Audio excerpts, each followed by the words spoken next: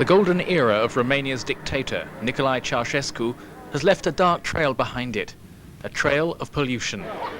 The 7,000 inhabitants of the Transylvanian town of Copsa Mica wake up each morning to a dark dawn.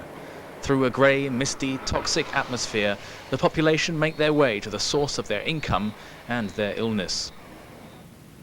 All over the country, tall chimneys send out messages of an unfulfilled industrial dream.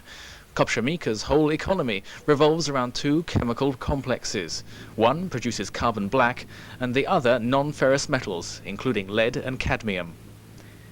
Even the medical centre doesn't escape carbon black pollution, but the more serious health hazard goes unseen. Dr. Boll is only too aware of the effects of living in such an environment.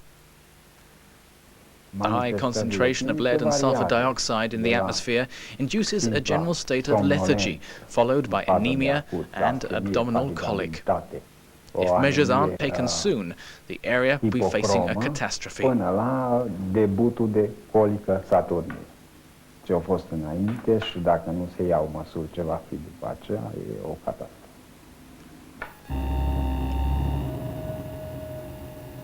Every year, around 120 workers are hospitalized for lead poisoning.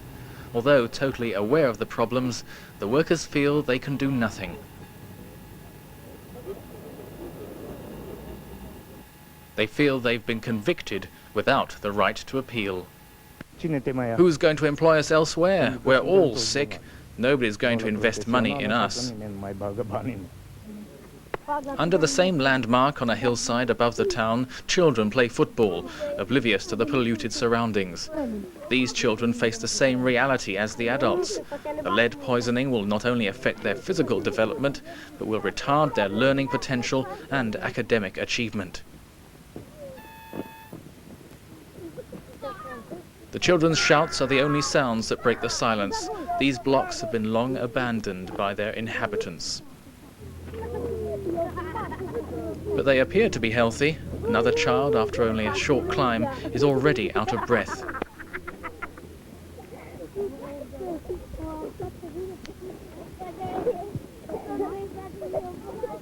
The more serious cases are referred to the hospital in Mediaș, some 30 kilometers away.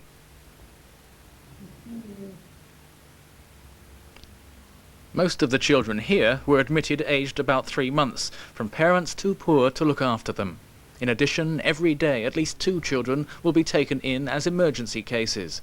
As the doctor says, they are the losers from the beginning, starting one step behind. Dr. Ceaușescu is fully aware of the uphill struggle she has coping with so many patients.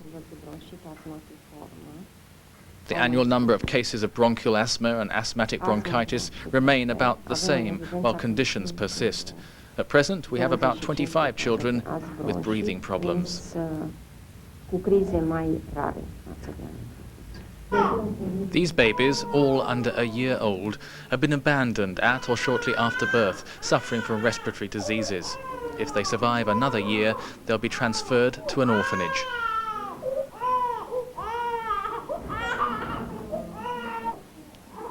The doctor comforts another baby, remarking that his mother has never seen him. At the end of the age scale, the problems are very often the same.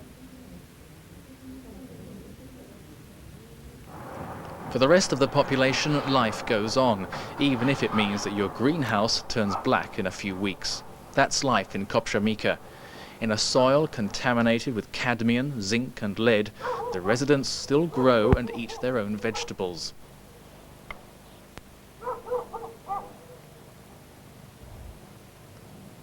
The complexes were built with technical assistance from the West. Everything ran smoothly until the late 1970s, when Ceaușescu forbade the import of spare parts. The factories fell into disrepair and now leak their contents over the town's citizens. In a bathroom, with water that comes out of the taps green, the washing has to be done, using old-fashioned soda as modern detergents are not available.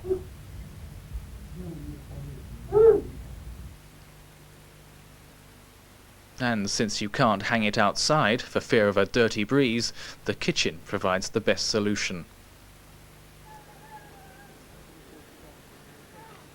Some improvements are being made, and parts have arrived to at least partially control some of the toxic emissions. Too late for the majority of the young inhabitants of Copsa Mica, whose future in Romania's Black Town is uncertain.